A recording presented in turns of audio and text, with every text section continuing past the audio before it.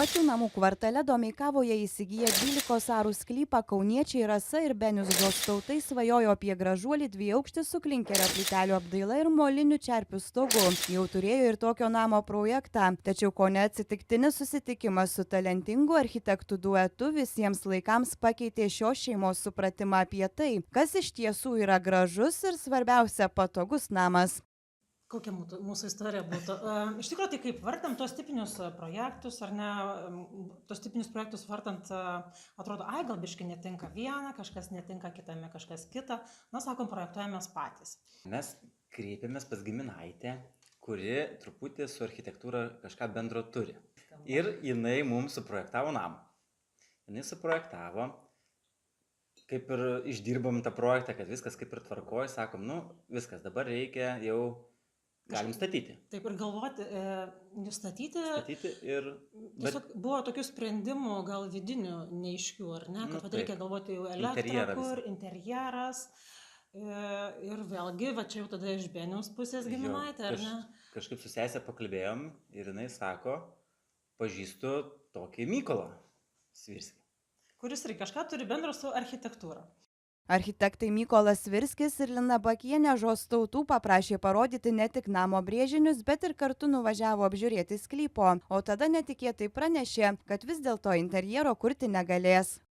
Nuvykom pas Mykolą ir Liną. Jie mūsų išklausė, apžiūrėjo tą projektą, sako, mes taip nedirbam. Sako, turi būti bendra koncepcija, bendras ir vidus, ir pats namas, ir visas laukas, žodžiu, bendra mintis. Ir sako, jeigu jūs jau pasiryžtumėt su mumis toliau keliauti, tai galim kažką galvoti. Nu va, ir mes taip kažkaip sakom, nu bandom. Ir tada prasidėjo visas įdomumas. Jie pradžioj 2 aukštų bus projektavę ir padėjo namą kampe sklypo. Ir man pasirodė tokiam kontekste, nes tu iš visų pusių turi kaimynus, absoliučiai iš visų pusių, ir tada pastatai namą kampe ir tu turi sklypą, kur visi, tavo sklypas gaunas kaip toksai ant pjedestalo padėtas, kaip apžiūros taškas, kur visi kaimynai tave mato. Ir šitas namas atrodo skaidrus, bet iš tikrųjų jis taip padėtas, kad tu turi labai protingai sukurtą privatumą. Tai tada analizuojant, besikalbant, begalvojant ir atsirado taip, kad mes reiškiasi, statom namą ties šiaurinė sklypo riba, padarom į žemą, kad jisai neužstotų ten, tarkim, kaimynams saulės, kad vaizdą jie turėtų, ir paliekam visą rytinę, pietinę ir į vakarinę dalį einančią sklypo, kur juda saulė, mes tenai atveriam. Tai kas gaunas labai protingai, visi namai, kurie yra priešais terasą, jų langai yra į šiaurę. Tai ten maži langai, jie niekada čia nežiūri tie žmonės, ar ne? Tai tu turi didelį kiemą su saulė ir tu turi privatumą, kuris pradžioje atėjus į namą, tu nesuvoki, kaip tas privatumas gaunamas. Nes atrodo, tu apsuptas žmonių, bet iš tikrųjų namas jisai tarsi kažkokia, ne tai kad tvora, bet jisai uždaro tave nuo kitų kaimynų, bet juos kaip respektuoja, o atidaro tau, kur yra saulė, kur kaimynai kaip tik nusisukia kitą pusę.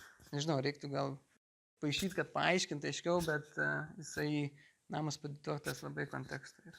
Tarkim, kad ir pats tas stogas, ne? Jisai ten, jeigu tu imi čerpį iš karto ten asocijuosi su kažkokia tai didesnė kaina, ten kokybė.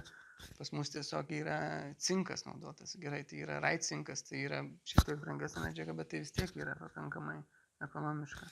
Tada yra fasadas namų. Tai viskas yra supjauta iš pigiausios statybinės medžiagos. Ne kažkokia brangi plytelė ar plyta, ar ten kažkoks, o tiesiog paimtas ta pati medžiaga, iš kurios statėm, susipjojom, sudėjom, ar ne? Tai yra fibrocementinis blokelis, ar ne? Toks granulinis, kas mums pasirodė labai gražu nuo pat pradžių. Yra, aišku, tokių analogų, yra taip daryta, ten užsienio, ne kažkokie architektai Lietuvos daro, bet tada kas gaunas? Tada mes panaudojom statybinę medžiagą, ar ne? Visur viduje jūs matote. Nebereik tau dažyti tų sienų, ne? Tau nebereik jūs niekad perdažyti.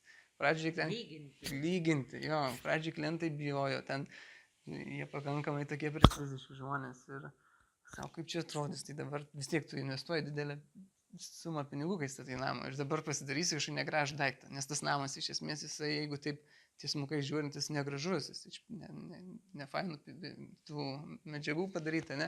Bet jis toks kaip tas bjaurusis ančiukas, ne? Kuris paskui virsta gulbė, kai viskas susideda, visos detalės. Tai va, tai daug, čia kiekvieną vietą galima imti, kur kai darai, pagalvoji procesą, nes yra daug statybinių procesų. Ir jeigu tu juos suvoki, tu gali iš karto labai daug savo tam užsakovui, klientui nuženklės sumas ten staupyti vienu savo ten kažkokiu pieštuko sprendimu. Už kvadratinį namo metrą su vidaus įranga, aplinka ir net tvora Žostautai mokėjo 1200–1300 eurų. Pagal kainą ekonominis namo variantas, be spindesio ir prabangių medžiagų, gali drąsiai pretenduoti į prabangos prekę.